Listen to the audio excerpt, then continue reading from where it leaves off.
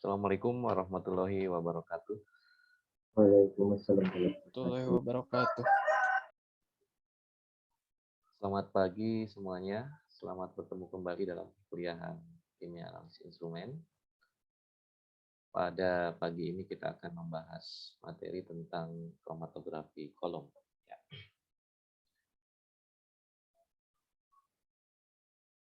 Kromatografi kolom ini adalah salah satu jenis kromatografi yang paling banyak digunakan ya dalam analisis atau pemisahan dengan menggunakan sistem instrumentasi. Sehingga penting bagi kita ya memahami prinsip-prinsip yang terjadi di dalam proses pemisahan tersebut sebelum kita masuk ke pendalaman mengenai metode instrumentasi. Ya. Ada beberapa hal yang akan saya jelaskan nanti dari mulai definisi ya, kemudian prinsip pemisahan, jenis-jenis kromatografi kolom dan mekanismenya. Ya. Kita awali dengan definisi terlebih dahulu ya. Apa yang dimaksud dengan kromatografi kolom? Jadi kromatografi kolom itu adalah suatu cara pemisahan ya. Salah satu cara pemisahan di mana fase diamnya itu ditempatkan dalam suatu matriks penyangga berbentuk silinder atau kolom ya, seperti yang tampak di depan ini. Di mana ya. Dan matriks penyangganya ini biasanya berbentuk silinder ya, bulat. Ya. Jadi disebut sebagai kromatografi kolom.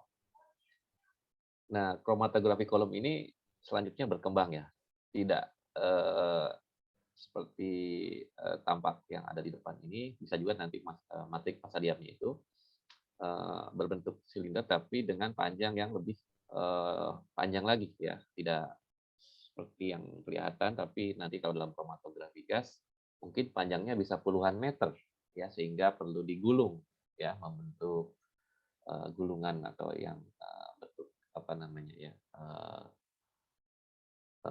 silinder yang melingkar gitu ya, sehingga kromatografi kolom ini juga mengalami perkembangan seiring dengan kemajuan teknologi ketika supporting materialnya itu bisa ditempatkan dalam satu matriks yang lebih kecil ya, sehingga pemisahannya jauh lebih baik. Nah, dari pemisahan yang terjadi itu sebenarnya prinsipnya hampir mirip ya. Di situ fase diamnya berupa zat padat yang ditempatkan dalam satu kolom yang atau bisa juga berupa cairan yang menempel di permukaan ya, butiran halus fase padat pendukung atau yang disebut sebagai apa namanya itu solid support material. Jadi di situ ada zat padat yang di atasnya itu berisi lapisan cair, lapisan tipis zat cair. Ya. Nah ini yang sekarang justru lebih banyak dikembangkan, di mana kromatografi kolom itu tidak menggunakan lagi zat padat sebagai media untuk pemisahannya, tapi dia sudah menggunakan cairan yang terabsorpsi di atas permukaan zat padat pendukungnya atau solid support materialnya. Ya. Nah, dasar dari pemisahan dengan kromatografi kolom ini terjadi karena adanya perbedaan bentuk ya, bentuk di sini bentuk molekul ya, ukuran atau sphere ya, apa namanya ya, struktur molekulnya mungkin ya, ada yang bentuknya melingkar, ada yang bentuknya melebar dan sebagainya, itu tergantung dari struktur molekulnya. Kemudian yang kedua polaritas berkaitan dengan kemampuan dia terikat karena adanya muatan yang mungkin berbeda gitu ya, atau karena sama-sama mengandung gugus polar ya, bisa juga dia menjadi terjadi interaksi di antara fase diam dan analitnya. Kemudian densitas ya, kerapatan molekul. Nah, ini juga sangat berpengaruh terhadap kemampuan dia terdistribusi ya, terutama pada saat kita menggunakan kromatografi filtrasi ya. Jadi di situ massa ya, berat molekul itu sangat berpengaruh terhadap pemisahan. Dan yang terakhir adanya afinitas atau gaya interaksi dari setiap komponen sehingga terjadinya perbedaan kecepatan migrasi. Nah, perbedaan-perbedaan inilah yang menjadi dasar dalam pemisahan dengan kromatografi kolom ya. Bisa karena perbedaan bentuk, kualitas, densitas atau afinitas. Nah, ada beberapa contoh ya, jenis fase diam yang ya misalnya digunakan beran partikelnya ya silika gel ya, untuk pemisahan asam amino, lipid dan karbohidrat memiliki ukuran yang juga relatif berbeda ya, tergantung. Kemudian ada juga pemisahan di mana masing-masing juga punya ukuran yang berbeda-beda ya. Semakin besar ukurannya artinya berarti semakin ukuran mesnya semakin besar, maka semakin kecil luas permukaannya atau semakin halus ya. Dalam kolom kromatografi ini ya, setiap komponen analit akan mengalami interaksi dengan fase diam. Jadi tadi interaksi yang terjadi sangat tergantung pada sifat alamiah ya, bentuk, ukuran dan afinitas dari material adsorben tersebut. Nah, makanya nanti kita akan lihat ya, beberapa tipe kromatografi kolom ini sangat dipengaruhi oleh jenis fase diamnya tadi ya. Jenis fase diamnya itu yang nanti akan menyebabkan pola pemisahannya atau mekanisme pemisahannya itu berbeda satu dengan yang lain.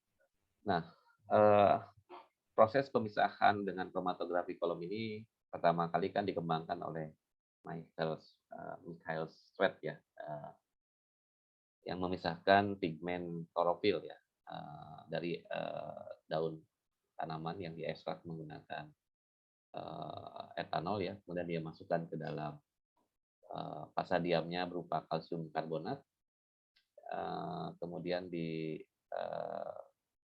elusi dengan menggunakan petrilumeter ya. Hasilnya terjadi 6 pola pemisahan ya, yang pada saat itu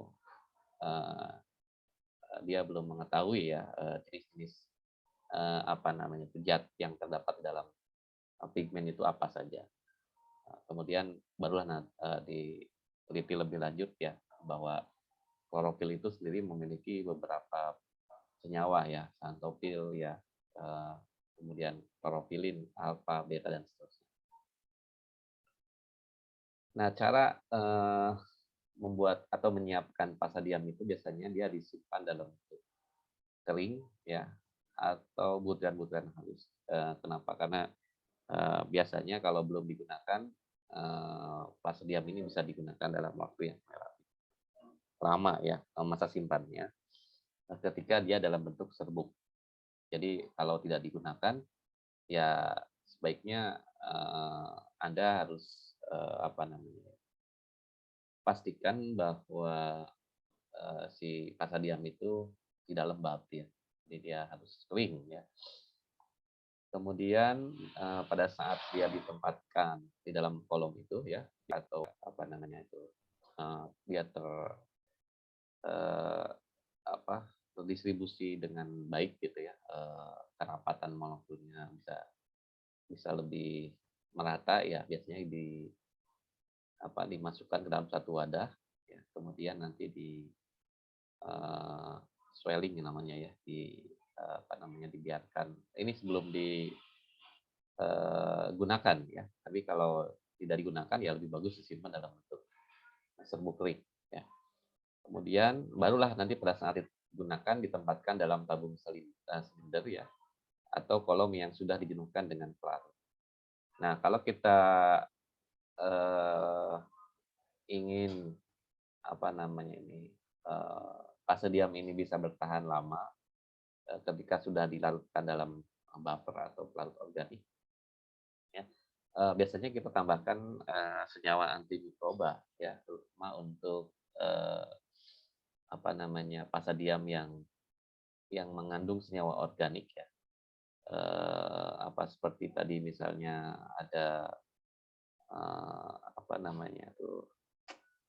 dextran ya, atau sepadek itu kalau dibiarkan dalam waktu yang lama itu ada kemungkinan ditumbuhi oleh mikroba karena di situ dia merupakan polimer ya dari senyawa organik yang bisa bisa saja menjadi media pertumbuhan mikroba.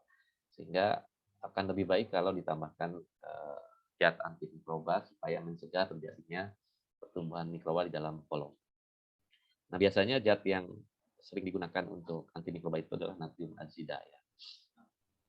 Kemudian, nah di sini perlu diketahui ya, tadi faktor-faktor yang mempengaruhi pemisahan ini, faktor internal dan faktor eksternal ya. Faktor internal itu contohnya apa? Sifat alamiah bentuk dan ukuran pasadian. Jadi tadi kan misalnya kalau kita menggunakan silika dengan alumina tentunya dia punya sifat alamiah yang berbeda ya.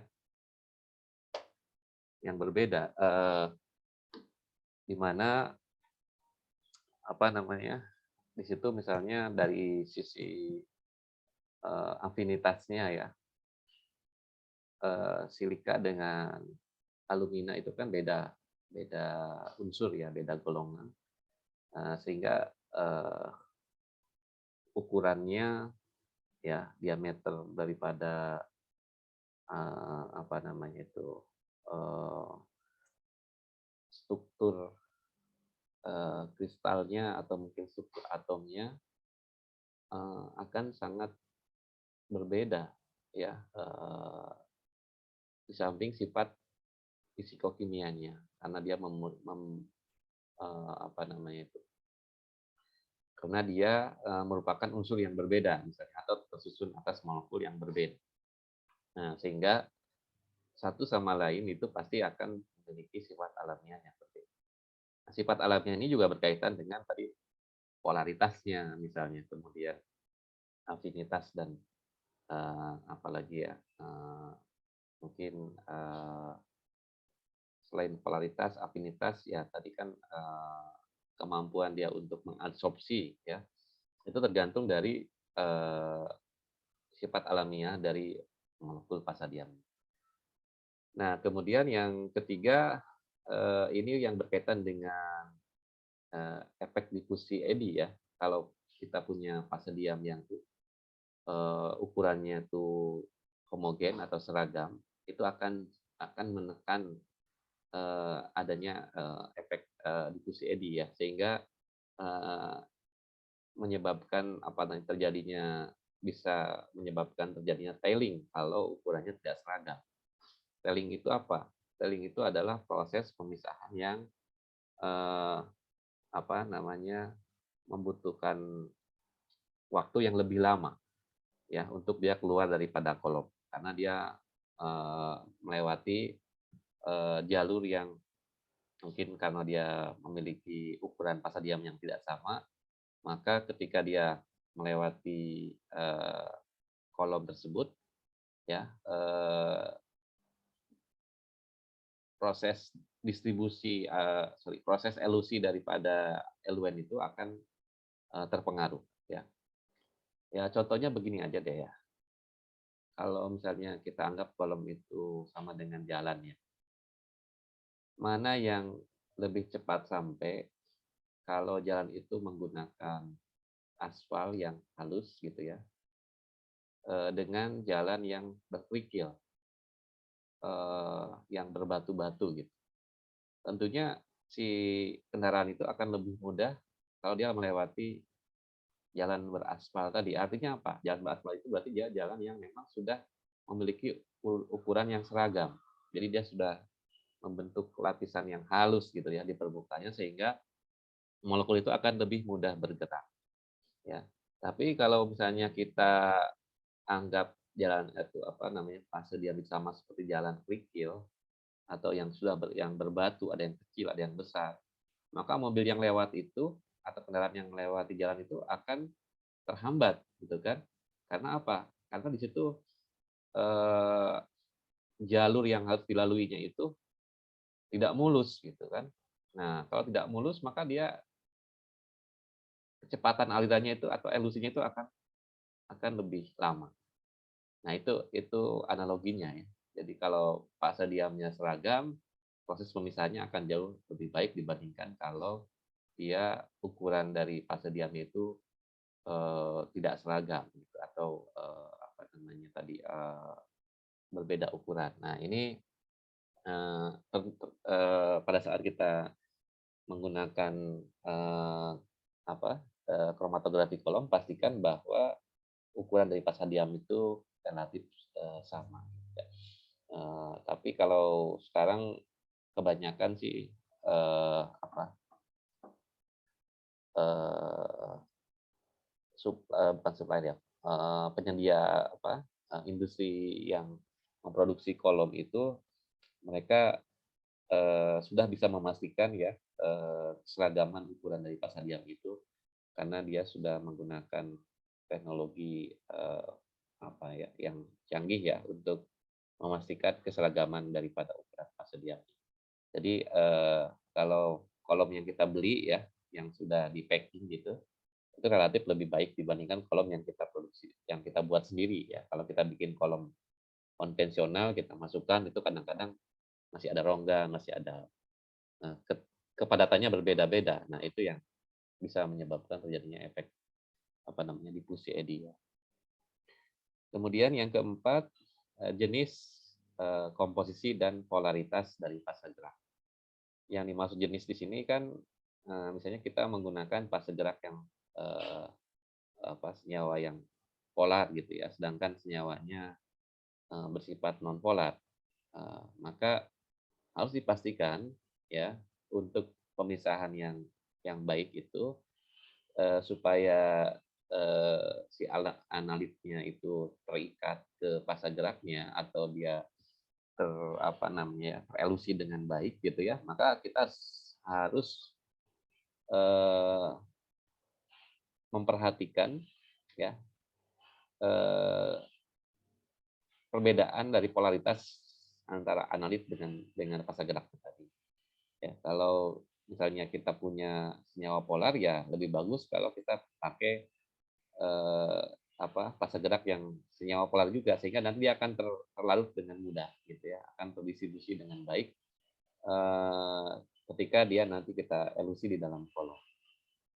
Nah kemudian jenis dan komposisi ini juga berpengaruh ya, misalnya kalau kita gunakan campuran dua pelarut ya, misalnya yang polar dengan semi polar ya, contohnya misalnya air dengan apa ya, asetonitrile gitu ya misalnya ya. Nah itu akan mempengaruhi juga nanti pola pemisahannya, karena komposisi yang berbeda itu akan menghasilkan polaritas yang berbeda, dan polaritas yang berbeda akan menghasilkan distribusi pergerakan molekul yang berbeda ya. Nah sehingga di sini perlu kita perhatikan ya, fase gerak yang kita gunakan ini komposisinya sudah sesuai belum gitu. Polaritasnya sudah sesuai atau belum dengan zat analit yang akan kita pisah. Nah, jadi ini akan sangat berpengaruh ya terhadap profil pemisahan. Kemudian yang terakhir ya, selain fase diam, fase gerak, faktor eksternal ya, pH ya, kemudian suhu, dan adanya zat pengotor ya. Zat pengotor di sini maksudnya kalau kita punya sampel yang terlalu kompleks ya, sebaiknya di apa, partisi terlebih dahulu, dipisahkan dulu pengotornya, sehingga pemisahan zat yang akan kita pisahkan itu jauh lebih baik, karena kalau nanti ada zat pengotor di situ, mungkin saja sampel yang tadinya dia harus melewati kolom dengan baik, tapi karena adanya zat pengotor dia akan tertahan ya. Bahkan bisa jadi pengotor itu tidak bisa melewati kolom, sehingga itu akan menyebabkan apa yang disebut sebagai apa, clogging ya. Clogging itu jadi di kolomnya itu tidak bisa melewatkan lagi fase geraknya, atau dia tertutupi oleh adanya pengotoran ya. Nah, ini kalau sampai terjadi seperti itu, maka kolom itu sudah tidak bisa diregenerasi lagi, ya. Jadi, umurnya akan lebih, apa namanya, jadi tidak bisa dipakai berulang, malah nanti hasil pemisahannya menjadi tidak maksimal, gitu ya. Nah, jadi kalau kita menggunakan kromatografi kolom, pastikan bahwa proses pemisahan itu tidak menghasilkan, apa namanya, zat analit yang kita punya itu, tidak memiliki, pengotor yang bisa menyebabkan, efek terhadap, apa namanya, eee, masa dari kolomnya itu tidak rusak, ya, karena adanya zat pengotor tadi. Nah, misalnya di sini kita punya, eee, sampel A, B, dan C ya, yang mau kita pisahkan. Kemudian ini fase diamnya berupa solid partikel ya, packing material. Lalu senyawa A ini akan bergerak ya, sesuai dengan ukuran atau sifat alamiah tadi ya. Misalnya dia memiliki polaritas yang lebih besar dibandingkan dengan fase diamnya, sehingga kalau senyawanya polar, fase diamnya nonpolar kan dia tidak akan terjadi interaksi. Tapi kalau senyawanya nonpolar, fase diamnya nonpolar, mungkin di sini akan terjadi interaksi. Sehingga perbedaan polaritas inilah yang akan menyebabkan terjadinya proses pemisahan antara senyawa A, B, dan C tadi ya. Nah, kemarin kita sudah jelaskan ya, kromatografi kolom itu ada yang namanya liquid solid ya untuk kromatografi cair ya. Kemudian ada yang namanya liquid. Kalau kita menggunakan fase diamnya padatan, maka disebut liquid solid. Sini ada dua tipe ya dalam kromatografi kolom itu. Ada yang namanya normal phase, ada yang namanya reverse phase atau fasa normal dan fasa terbalik. Apa bedanya normal phase sama reverse phase ini? Kalau normal phase ya biasanya kita menggunakan fasa diamnya senyawa yang polar, ya. Contohnya silika, ya. Sedangkan fasa geraknya nonpolar. Tapi sebaliknya, kalau kita menggunakan reverse phase, fasa diamnya nonpolar, fasa geraknya polar. Jadi hanya perbedaan dari polaritas fasa diam dan fasa geraknya, ya. Sekali lagi, kalau normal phase itu fasa diamnya polar, kalau reverse phase fasa diamnya nonpolar. Sebaliknya, ya, normal phase itu fasa geraknya nonpolar ya, karena dia fasa diamnya nonpolar. Jadi apa perbedaannya terlihat dari polaritas fasa diam dan fasa gerak. Kemudian yang berikutnya ada liquid ya, mekanisme partisi untuk kromatografi cair di sini, di mana dia juga memiliki dua tipe, yaitu normal phase dan reverse phase. Nanti dalam HPLC biasanya ini bisa kita lihat ya contohnya. Yang ketiga ada yang namanya kromatografi penukar ion atau ion exchange kromatografi. Nah, mekanismenya sedikit berbeda dengan yang normal phase dan reverse phase karena di sini fasa diamnya itu dimodifikasi atau dia mengandung gugus bermuatan yang bisa memisahkan senyawa senyawa ionik yang memiliki muatan-muatan tertentu. Kemudian yang keempat ada yang namanya gel permeation kromatografi atau kromatografi eksklusi ya. Kromatografi eksklusi ini adalah kromatografi yang proses pemisahannya didasarkan pada ukuran ya dari analitnya sesuai dengan apa namanya porositas dari fasa diamnya. Jadi di situ nanti ada fasa diam yang memiliki pori-pori tertentu dengan ukuran diameter yang memiliki porositas berbeda-beda. Nah, nanti senyawa yang memiliki ukuran lebih besar daripada porinya, dia akan terlewat dan keluar lebih dulu dibandingkan dengan senyawa yang ukurannya lebih kecil. Kita bisa melihat di sini kelebihan dan kekurangan dari kromatografi kolom ya. Kromatografi kolom konvensional maksudnya di sini ya. Kita tuliskan dulu ya supaya tidak salah. Sorry.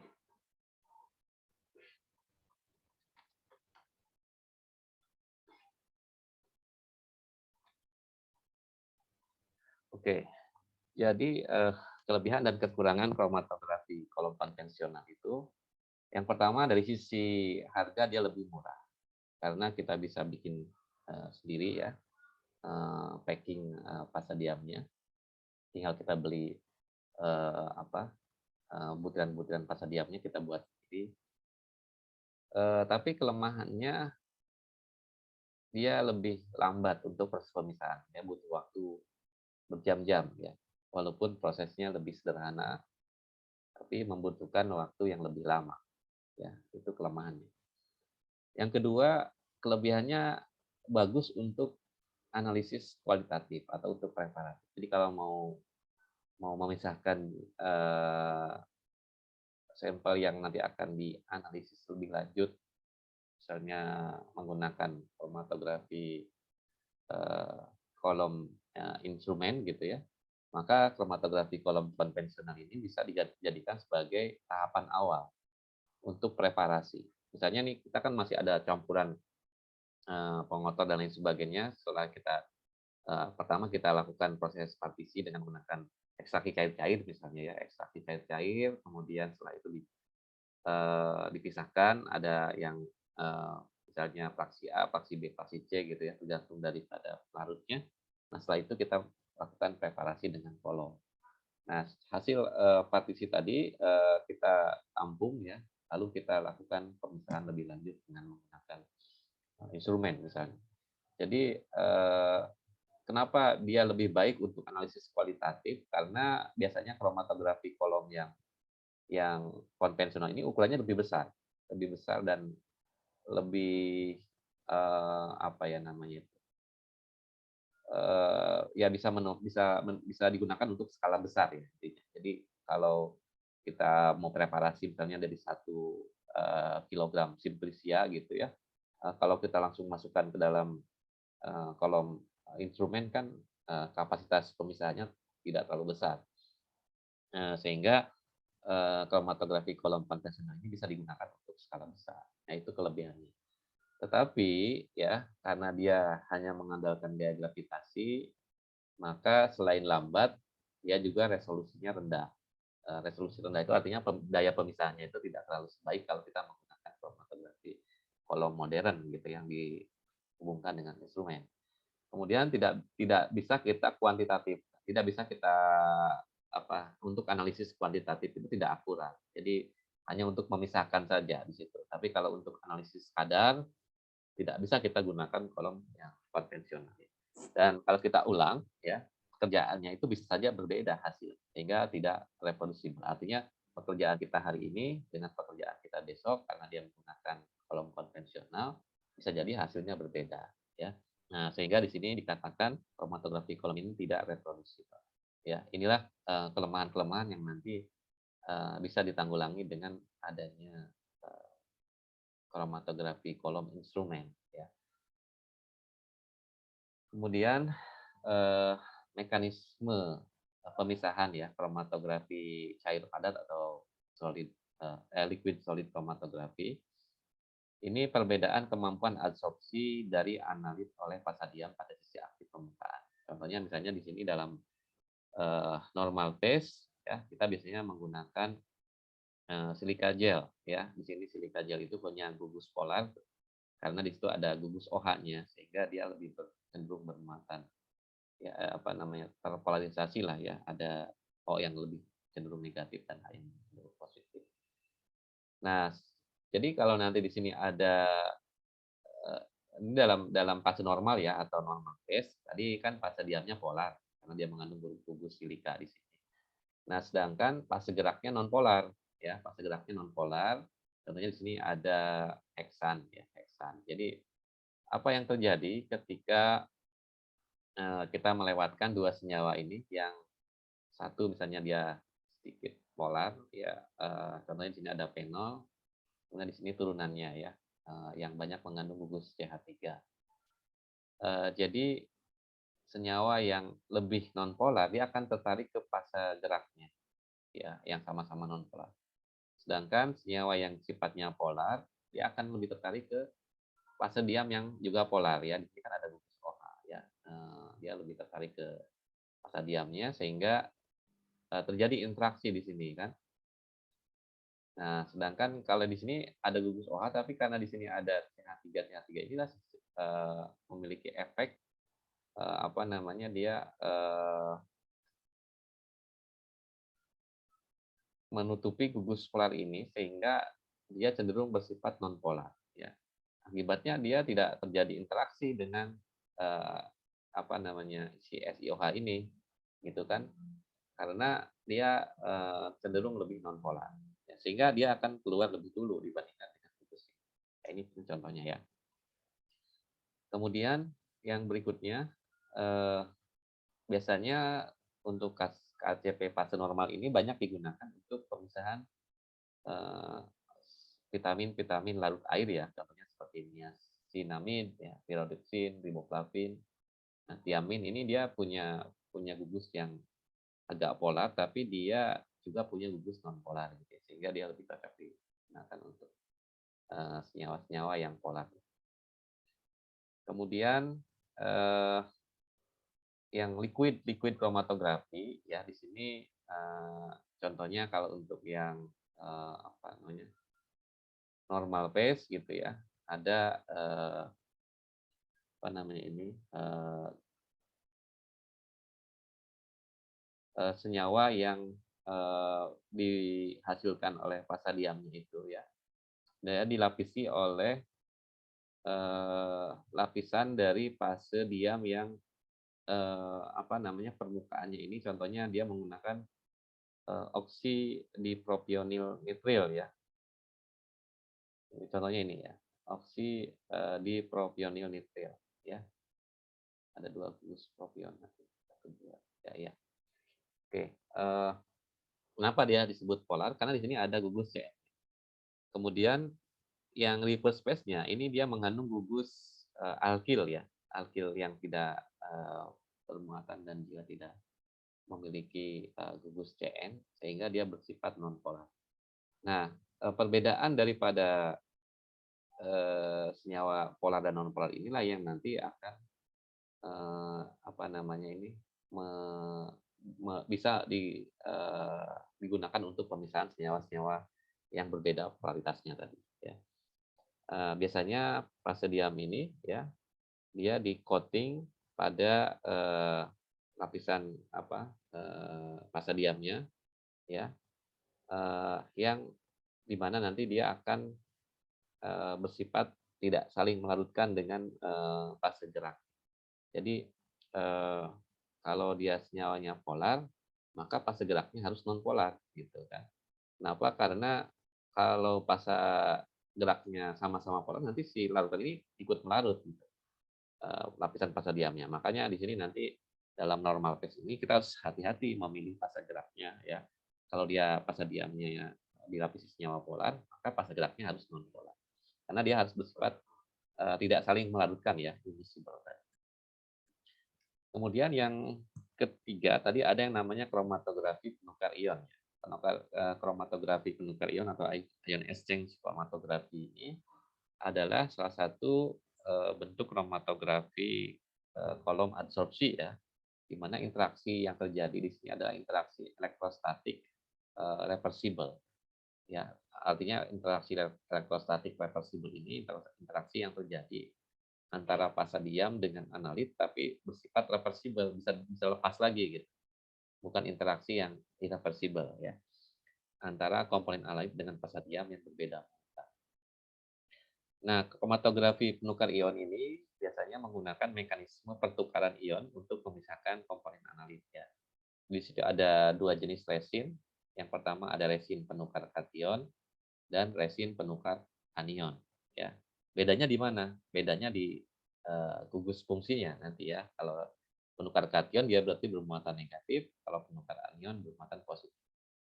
Nah, contohnya di sini, kalau resinnya ini bermuatan positif, berarti dia termasuk resin penukar anion, ya, karena nanti yang terikat di sini adalah senyawa yang bermuatan negatif. Mekanisme, ya, contohnya di sini ada resin penukar anion itu contohnya adalah DEAE, ya. Jadi dia dibuat dari suatu bahan yang tidak larut, ya. Secara kimia mengandung gugus yang bermuatan terikat pada permukaan matriks. Kalau dia bermuatan negatif, maka disebut resin penukar kation. Sedangkan kalau yang bermuatan positif disebut resin penukar anion. Nah, DEAE ini termasuk resin apa? Resin penukar kation. Kenapa? Karena dia mengandung gugus aminoetil. Ya, dietil amino, dietil aminoetil. Amino itu kan berarti dia gugus NH di sini, ya. NH itu berarti bermuatan positif. Dietil aminoetil, ya. Kemudian ada juga yang dia memiliki quaternary aminoetil, ya. N-nya ini yang bermuatan positif, ya, karena dia ada gugus amin tadi. Atau quaternary ammonium, ya, CH2N. Nah, ini semuanya adalah resin penukar anion karena dia bermuatan positif, ya. Sedangkan resin penukar kation dia gugus fungsinya bermuatan negatif. Contohnya di sini ada gugus karboksi metil, ya, CH2COO-. Karena dia ada gugus karboksil, maka dia bermuatan negatif. Atau dia mengandung gugus sulfopropil, ya, ada SO3-. Sulfonya dari sulfit, ya. Kemudian metil sulfonat. Ini termasuk resin penukar kation karena dia bermuatan negatif. Jadi dia akan mengikat senyawa yang bermuatan positif, ya, atau ion-ion yang bermuatan positif. Oke, tadi mekanisme pemisahan yang terjadi di antara analit dengan fase diamnya ini sangat dipengaruhi oleh kekuatan ioniknya, ya. Jadi biasanya pertama kita masukkan dulu, ya, apa namanya, counter ion di dalam larutan buffernya. Jadi dia contohnya misalnya ada larutan garam, ya, HCl di sini, ya. Karena dia ada Cl-, maka dia akan terikat di sini counter ionnya, ya, yang bermuatan berbeda, ya, di dalam fase diam. Nah, kemudian setelah itu kita masukkan sampel kita. Ya, masukkan sampel kita. Initial stage ini berarti persiapan untuk memulai proses pemisahan. Nah, kemudian setelah kita elusi, ya, di sini ada adsorpsi dari sampel yang memiliki perbedaan muatan tadi. Contohnya misalnya kalau yang berwarna biru dia lebih bermuatan negatif dibandingkan yang warna merah. Maka apa yang terjadi ketika kita elusi,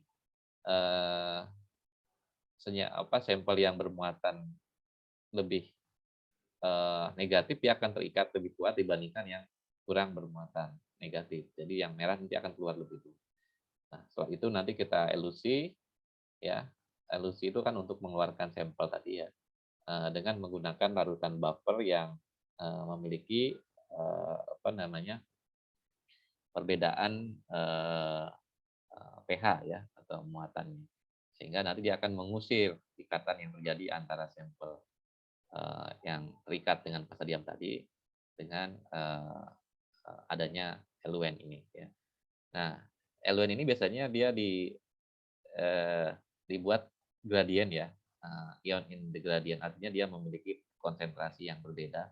Supaya apa? Supaya nanti proses pemisahan ini bisa dilakukan secara bertahap, ya, sampai nanti dihasilkan pemisahan yang sempurna. Lalu nanti kita masukkan lagi buffernya untuk vegetasi. Nah, inilah tahapan yang bisa dilakukan kalau kita melakukan pemisahan dengan kromatografi penukar ion, ya. Mekanisme pemisahannya didasarkan pada perbedaan kemampuan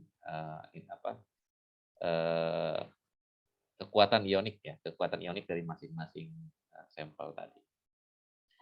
Atau perbedaan kekuatan ionik dari masing-masing sampel. Oke, di sini contoh-contoh atau tipe resin penukar ion ini ada beberapa macam, ya. Misalnya di sini resin penukar anion, ya. Tadi ada DA selulosa, PEI selulose, DAS Adex, UAS, PADEC, AG1, AG3. Ini gugus fungsinya kan berbeda-beda ya. Ada yang memiliki gugus fungsi tetrametil amonium, tetriariamin ya. Ada juga tadi yang dietilamin ya. Biasanya matriksnya itu masing-masing juga ada skalanya berbeda ya. Contohnya di AS selulose dia menggunakan selulosa matriks dia. Tapi kalau sepadek dia menggunakan dextran. Dextran sama selulosa kan berbeda ya. Gitu pula dengan polistiren. Jadi interaksi yang terjadi juga akan berbeda ya. Kalau polistiren dengan tetrametil amonium itu interaksinya sangat kuat ya. Kemudian kalau dextran dengan dietilaminoetil interaksinya tidak terlalu kuat ya. Jadi tergantung jenis ionnya juga nanti yang akan kita pisahkan. Kemudian untuk penukar kation di sini ada Biorex ya, karboksimetil selulose, karboksimetil sepadek, sulfopropil sepadek ya. Nanti tinggal Anda bisa melihat ya di sini gugus fungsi yang digunakan untuk memisahkan itu apa saja. Ya, ada asam sulfonat, asam karboksilat, karboksimetil, fosfat, sulfopropil dan sebagainya. Nah, untuk kita bisa mengetahui jenis gugus fungsi yang dimiliki oleh masing-masing resin, terkadang kita bisa melihat dari informasi yang terdapat di dalam katalognya, katalog yang sering jadi kalau kita mau searching itu cari aja misalnya AG50 ini pasadiumnya apa, nanti Anda bisa lihat di situ spesifikasi dari masing-masing kolom ya. Spesifikasi masing-masing kolom itu bisa kita cari dari katalog yang diberikan oleh produsennya. Jadi produsen kolomnya merek apa, misalnya AG50 merek apa gitu. Kita ketik aja di mesin pencari gitu ya, di Google atau di mana. Nanti kita akan bisa lihat di situ informasi terkait dengan spesifikasi kolomnya atau jenis pasadiumnya apa. Dia bisa untuk memisahkan senyawa apa saja ya, compatibility-nya ya, dan cara menyiapkan kolomnya. Itu ada informasi yang bisa kita lihat ya kalau kita searching ya di masing-masing produsen penyedia kolom. Jadi Anda harus cek ya. Jangan sampai nanti ada kesalahan ketika Anda mau memisahkan senyawa tapi yang Anda pakai ternyata tidak kompatibel gitu kan. Mau misahin kation tapi Anda pakai resin penukar anion ya nggak bisa gitu kan. Ya, jadi harus hati-hati dalam pemilihan kolom. Nah, di sini ada faktor-faktor yang bisa mempengaruhi ya pemisahan dengan kromatografi penukar ion ini. Jadi yang pertama adalah pemilihan resin. Ya, udah jelasin ya tadi sebelumnya. Pahami sifat dan karakteristik molekul yang akan dipisahkan. Jadi molekul yang mau kita pisahkan ini kation atau anion. Maka resin yang akan kita pilih disesuaikan dengan jenis analitnya. Jangan sampai nanti analit yang mau kita pisahkan tidak kompatibel dengan resin yang mau kita pakai. Nah, itu makanya harus dicari ya informasinya sedetail mungkin ya, sebaik mungkin Anda pelajari sifat dan karakteristik molekul yang akan dipisahkan dan sesuaikan dengan kapasitas pemisahan kolom. Kemudian yang kedua, kapasitas ya, pengikatan ion pada resin. Ini juga penting ya. Jadi setiap gugus fungsi yang dimiliki oleh masing-masing resin itu kan punya kemampuan pengikatan ion yang berbeda-beda. Ya, afinitasnya berbeda-beda. Jadi ini perlu kita pelajari juga ya. Dari sisi resinnya, jenis resinnya. Jenis resinnya kita lihat ya dia afinitasnya seperti apa. Kemudian yang ketiga adalah penggunaan range pH. Penggunaan range pH ini perlu dilakukan karena nanti kan pemisahan itu didasarkan pada gradien tadi ya. pH yang akan menyebabkan terjadinya proses elusi dari sampel yang akan dipisahkan. Jadi kalau range-nya itu tidak cocok, ya, terutama kalau untuk pemisahan protein, itu bisa bisa menyebabkan terjadinya denaturasi. Denaturasi di sini ketika protein itu misalnya kita pakai di pH isoelektriknya, dia bukannya terpisah, tapi dia malah nanti dia tidak bermuatan. Akibatnya dia akan mengendap gitu kan, dan pemisahannya menjadi tidak sempurna gitu kan. Dan di sini harus kita hindari ya pH yang mendekati titik titik isoelektriknya, atau pH protein yang mau kita pisahkannya itu harus eh, tidak di antara apa namanya pH titik isoelektriknya tadi. Jadi ya memang kadang-kadang kita kalau kalau belum tahu ya karakteristik dari molekul yang akan dipisahkan, kita coba-coba gitu kan pakai pH segini. Nah, itu riskan sekali kalau nanti ternyata range pH-nya itu tidak sesuai ya. Ini sangat apa namanya ya, perlu dihindari lah ya, supaya pemisahannya itu tidak menghasilkan apa proses pemisahan yang tidak sempurna gitu ya. Sehingga penting bagi kita juga untuk mempelajari titik isolasi proteinnya ada di mana sih. Nah, makanya kita harus cek dulu ya ya mungkin dengan pengujian pH pakai larutan asam atau apa, nanti kita teteskan dengan pH tertentu, nanti kita lihat apakah dia eh, mengendap atau tidak gitu. Atau mungkin pakai buffernya kita coba gitu ya, proteinnya stabil nggak dengan pH tersebut gitu ya. Jadi di situ perlu juga kita memilih ya buffer yang cocok ya, terutama range pH-nya tadi ya, untuk yang pertama agar stabilitas makromolekul yang akan dipisahkan itu terjaga ya, atau relatif stabil, tidak tidak mengendap ya, tidak denaturasi. Kemudian yang kedua, dia harus memiliki kekuatan ionik dari larutan buffer ini agar tidak terjadi kompetensi antara komponen dengan larutan buffer. Jadi kekuatan ionik yang dimaksud di sini ya, dia biasanya memiliki konsentrasi yang lebih lebih apa namanya, jadi pada saat kita elusi itu mana yang akan terikat, buffernya atau larutannya ya, supaya tidak terjadi kompetisi, maka konsentrasi buffernya dibuat lebih rendah gitu, sehingga nanti komponen analitnya yang akan terikat lebih dulu. Nah, baru nanti kita naikkan konsentrasi buffernya sehingga nanti analit itu akan lepas.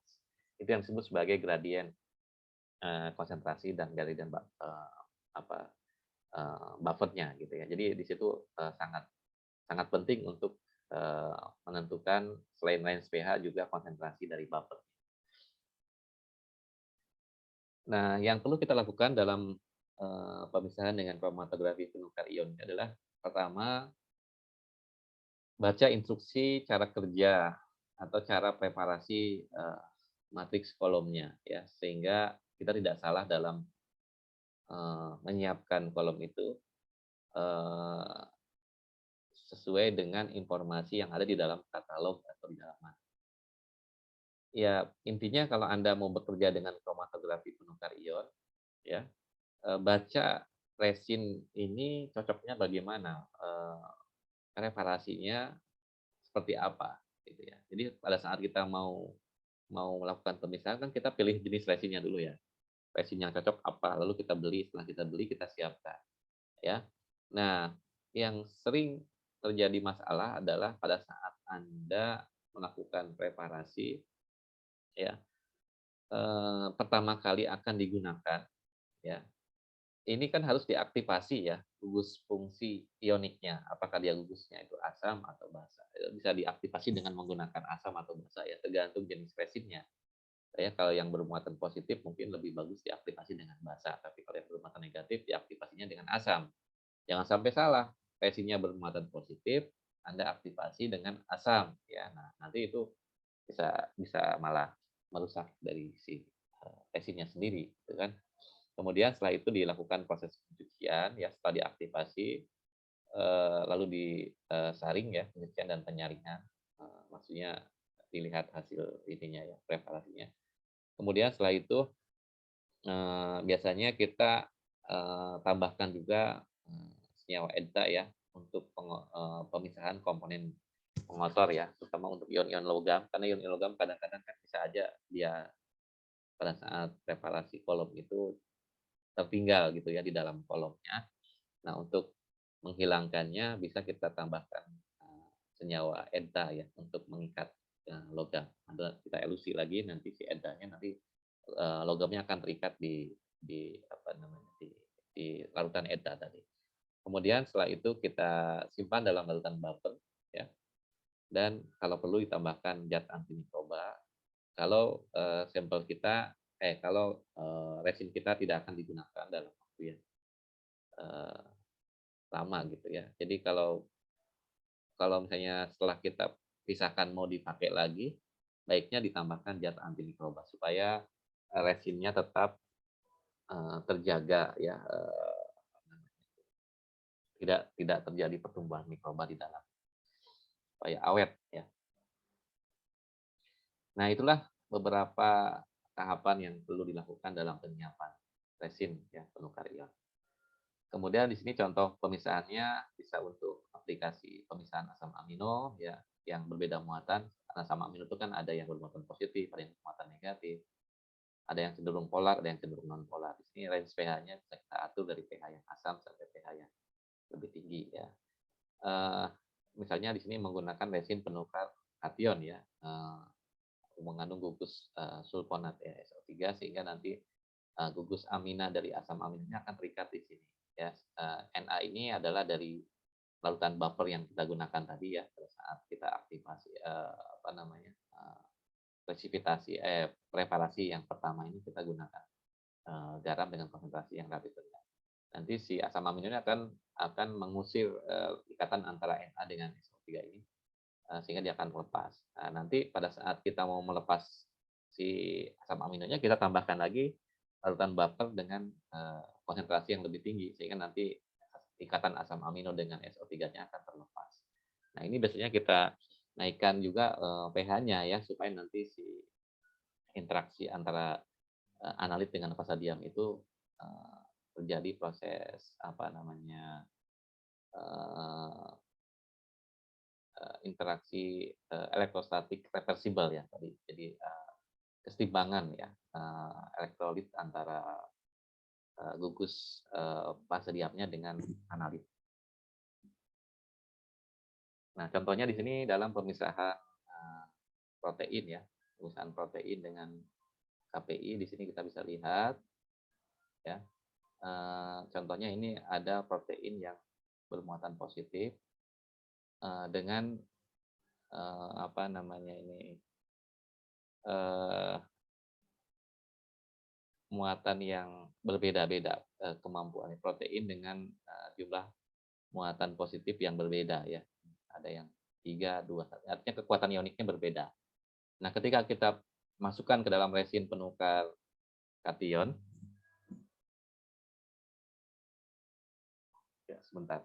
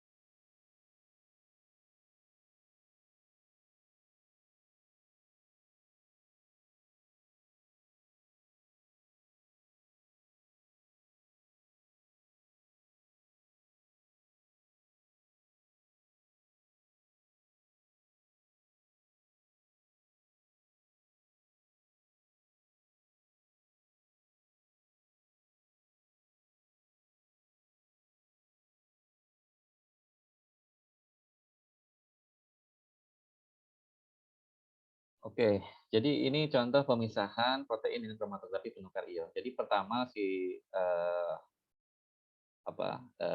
fase diam ini kita lewatkan dengan larutan natrium NaCl ya, ini garam ya, yang mengandung Na+, nanti dia akan terikat di sini.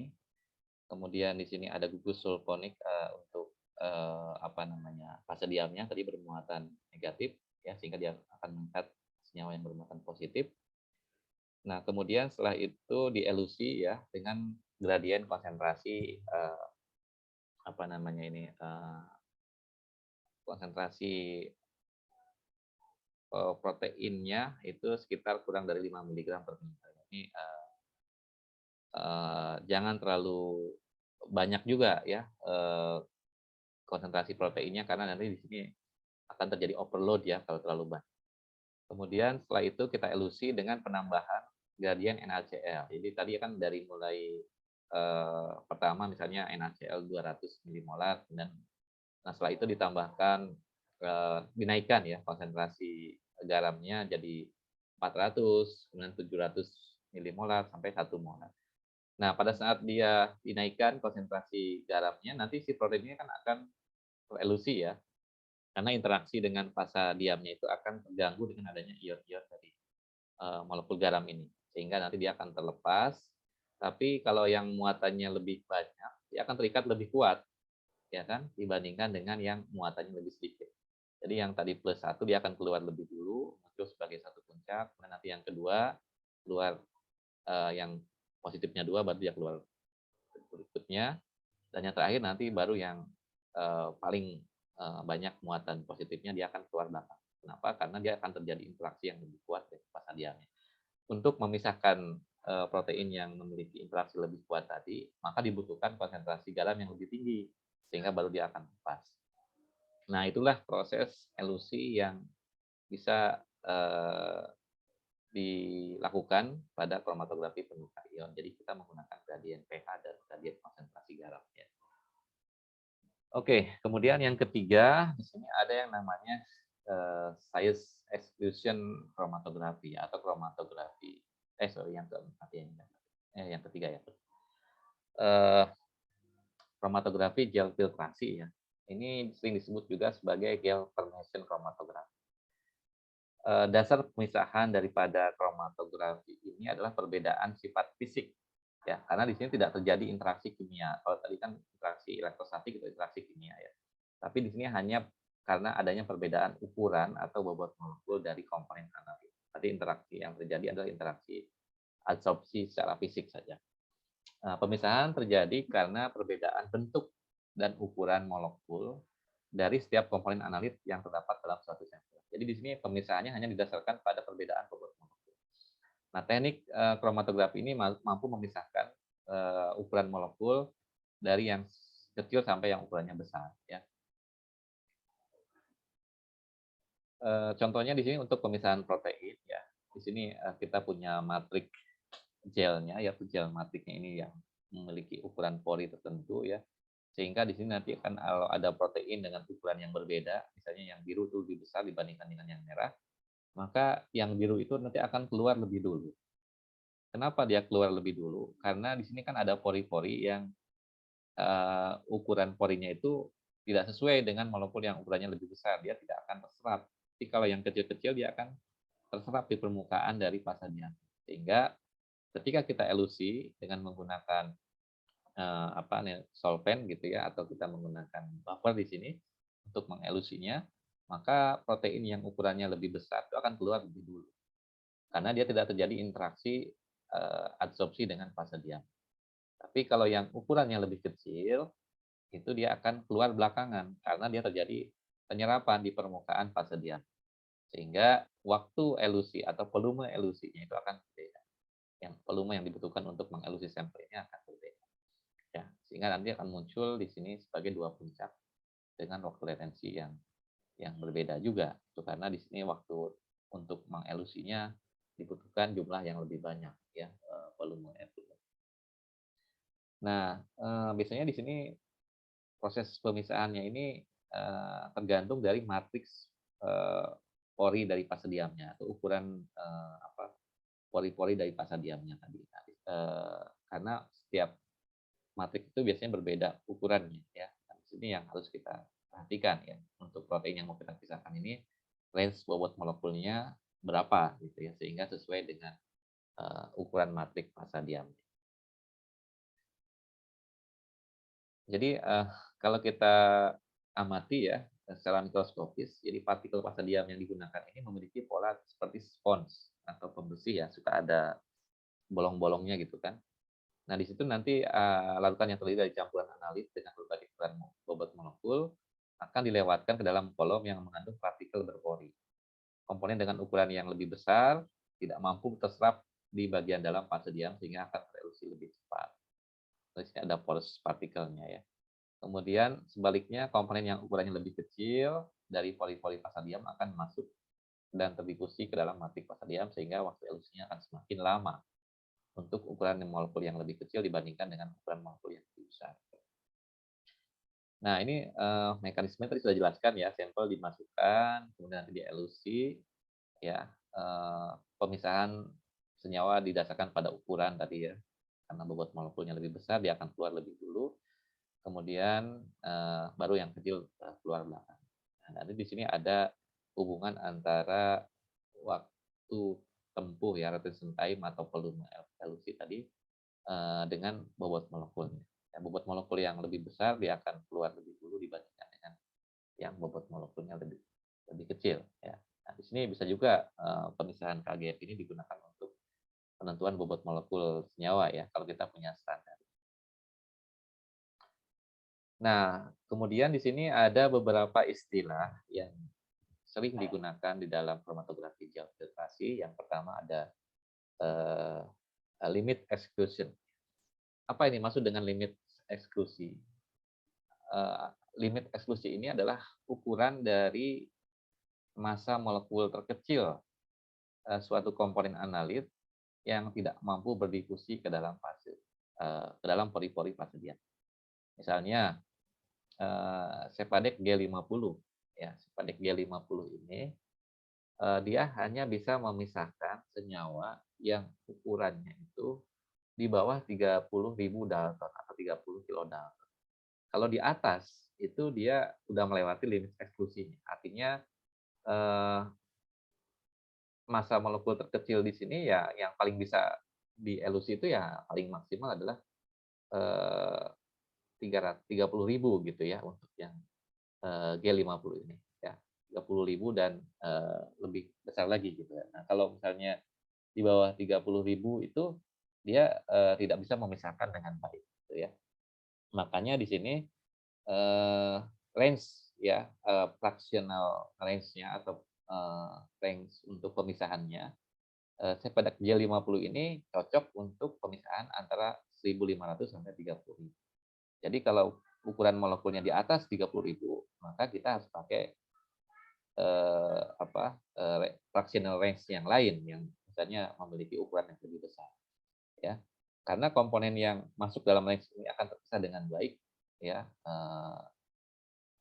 untuk kalau kita menggunakan ya Sepadek G50 tadi. Jadi ada limit eksklusi, ada fractional range ya. Limit vaksinasinya itu kita harus perhatikan juga ya untuk G50 itu berapa.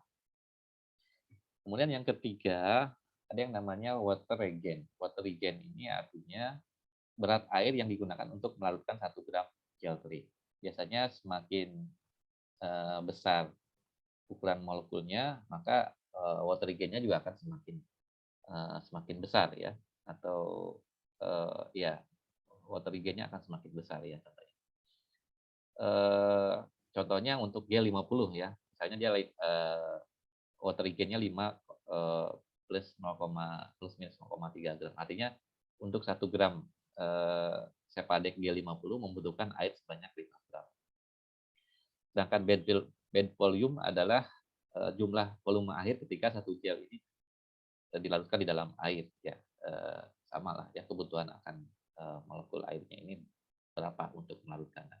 Ini sebenarnya tidak terlalu penting ya, yang penting nanti pada saat ada preparasi bahwa semua gel itu sudah memiliki kapasitas untuk pengikatan air yang paling optimal gitu ya.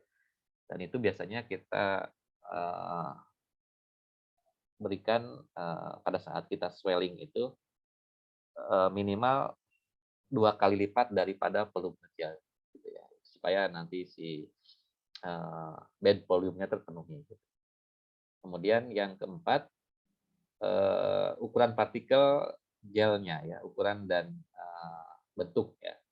Jadi idealnya partikel gel ini memiliki ukuran dan bentuk yang seragam dengan densitas pori-pori yang relatif tinggi, dan biasanya ditulis dalam satuan mesh atau mikrometer.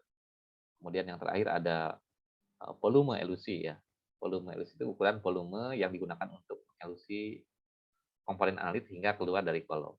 Nah, yang paling penting dari kelima istilah ini adalah dua yang terakhir saja, limit eksklusi dan fractional range. Kalau yang lain-lain sih ini tidak terlalu ini ya. Yang penting kan Anda paham prinsipnya aja ya.